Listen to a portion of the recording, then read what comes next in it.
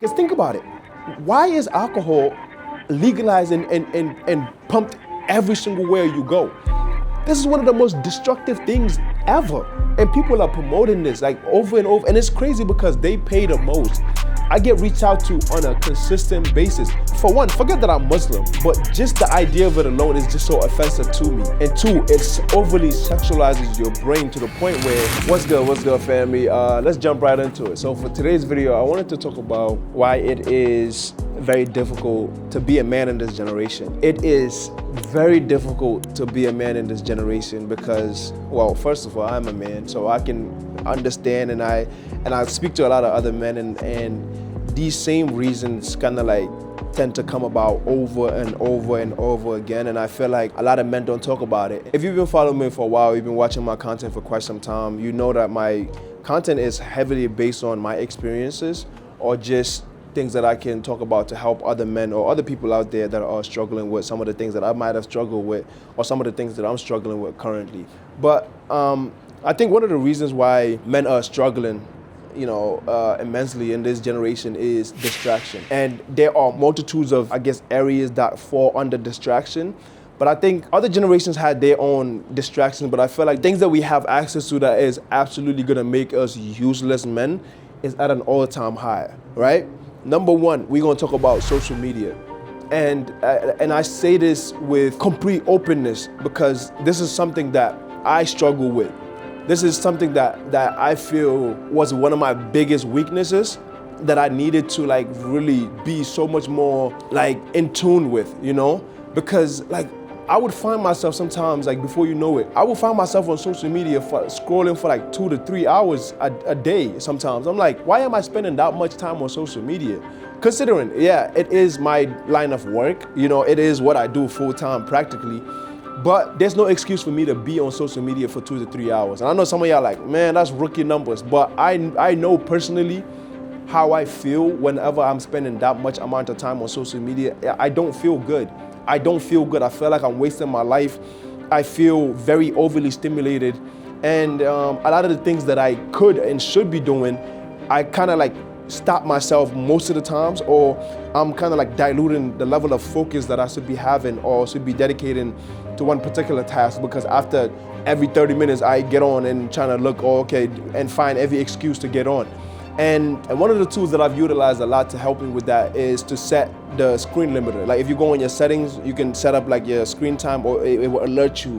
Or after 2 hours, it would just log you out. It would tell you, oh, you have used all your time, and so you can get off. If not, I promise you. So a lot of y'all don't understand how much time you spend on social media until you look at the screen time. Like it is sickening. It is beyond disgusting. There's so many other things that you could be doing with your time rather than just be on social media and just be scrolling endlessly. You feel terrible.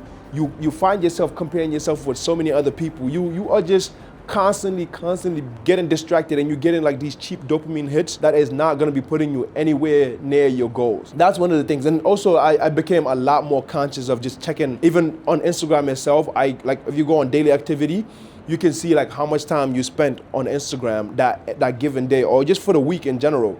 And when I tell you, it is one of the best tools that I've ever used, because every single time I check it, every single time I feel like I'm relapsing, every single time I feel like I'm going backwards, I look at it and it just gives me like a lot more energy to just be like, okay, you know what, let me do this. And one of the things actually, let's say if I spend 3 hours on social media or 4 hours on social media, that is like crazy amount of hours to be spending on social media.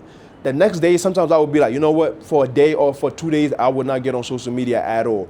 And I promise you, once you just understand like that scrolling and doing all of this, and it's just cheap dopamine. When you think about it, like you're searching for something, it's like you're hunting for something. When you find something good, you become happy. If not, then you just keep on going. But it's not doing you any justice.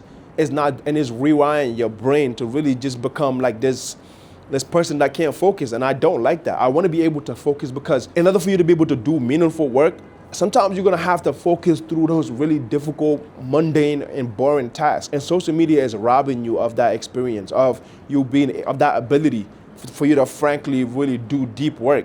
And you can't achieve anything worthwhile in this world if you're not able to set time and do deep work. So that is one of the things that you need to like really work on. Number two reason why I feel like it's very difficult for men to succeed these days is pornography. I say this over and over and over again. It is a very predatory industry in so many ways. For one, it changes the way that you look at women, right?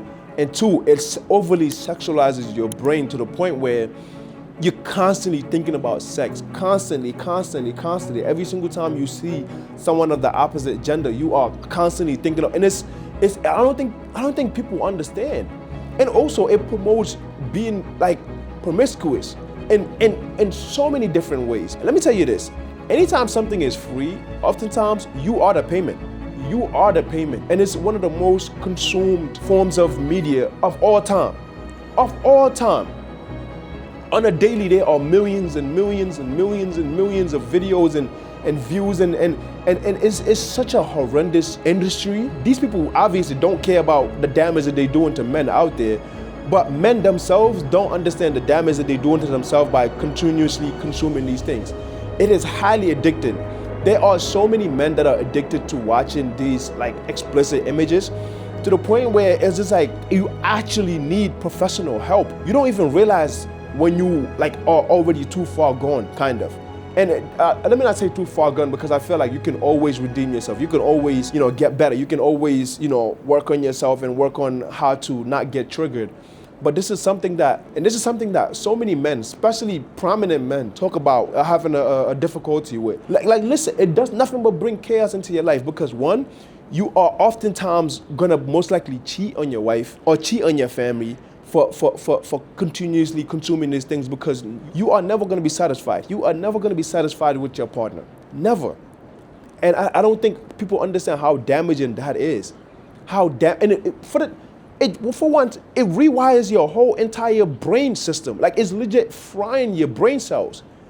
Like, people think there's no harm to it, or the harm is just physical. No, the harm is so much more mental and psychological than you think.